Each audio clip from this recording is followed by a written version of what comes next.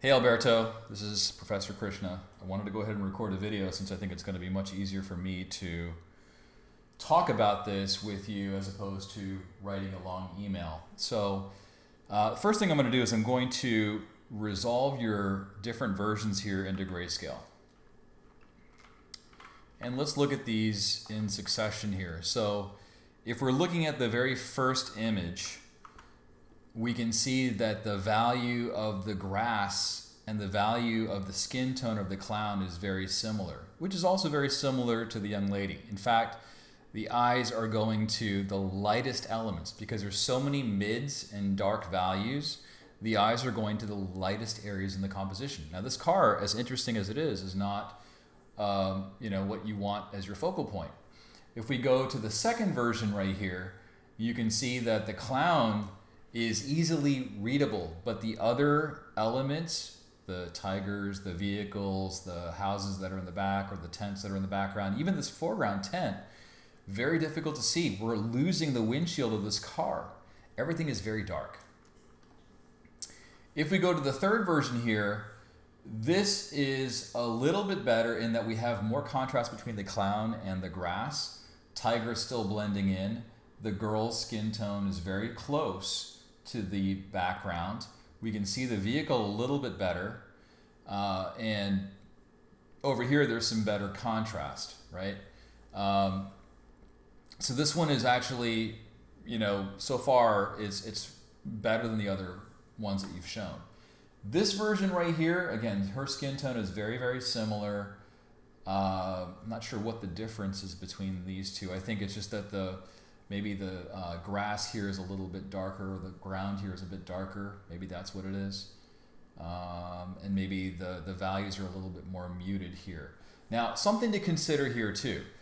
You've got foreground, midground, and background. So the tent that's in the foreground and the tent that's in the background are both dark, right? So when you have something that's fairly large, that's incredibly dark and difficult to see, it can make it like you're not really seeing much of the tent. I would say lighten this tent up. Maybe not as light as the clown, but lighten it up to where it stands out a little bit more. And this color right here works better because it's further off in the background, like this value. And I'm referring to value here because that's what your colors are resolving to when you're looking at them in grayscale. Here, contrast is a little bit better between the tiger and the grass. And the contrast on the young lady here is better, right? We can see her stand out a little bit more. And over here, the tigers are very close in value to the grass behind it. And let's take a look at number 6, version 6. Again, these two tents are both equally dark, so lightening up this tent, I think, would make a big difference. And then playing with contrast. I think you can make these tigers just a bit lighter. And I say that because the grass here is dark. You want them to pop out a little bit more from their background. This one is completely dark, and we're losing the tent. Difficult to see the tent from everything that you've got going on. And I would also say the same thing holds true for number 8 as well. So I looked at this in grayscale to see how things are looking. So color is a very difficult thing to get a handle on when you're just looking at it from pure color. You have to look at it in grayscale to see what's actually being shown. What's really interesting, if I go back to grayscale here, let's just look at this version 3 here. This green and this orange are resolving to the same shade of gray, right? Because they're both equally saturated.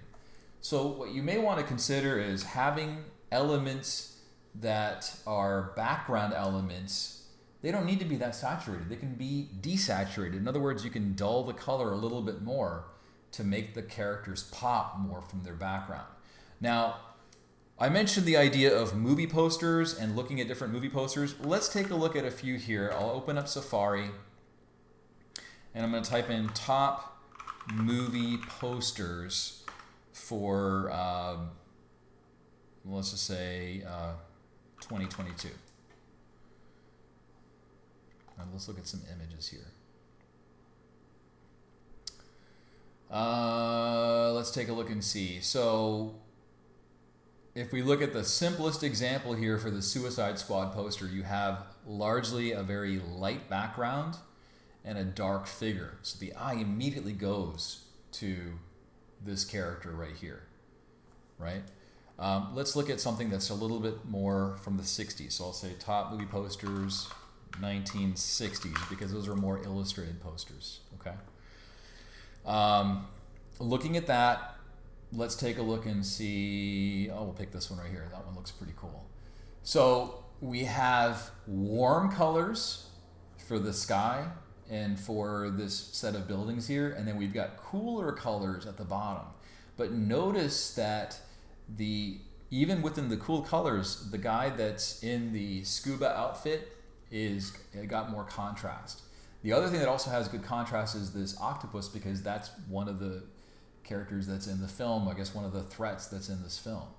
So you want to resolve your colors. And I would say this, look at the colors that exist in film, like various posters. Like this one uses monochromatic color scheme. That's something else that you can also consider too. You can have your character in color and you can have the other elements in a monochromatic space. A lot of artists will do that too. Let's look at this time machine poster here too. We've got cool colors for the Morlocks and we've got warm colors for the two leads in this particular film. Notice how when you have a lot of cool colors, the eye goes to the warm colors immediately, right? And that's something else that you want to consider too.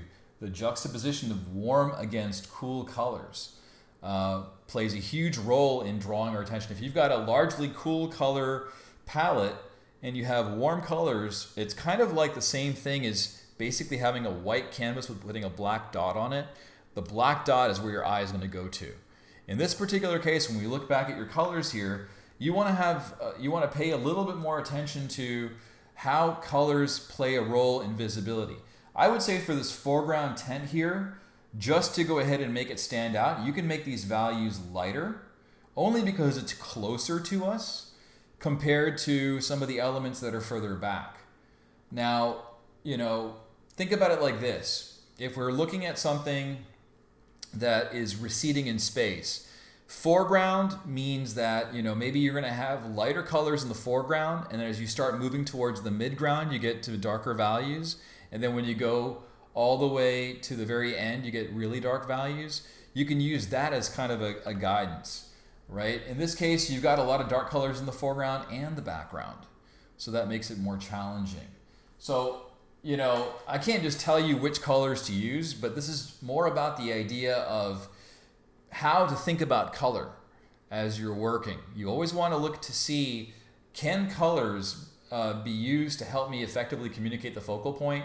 How do my colors play with each other in terms of creating depth within my composition?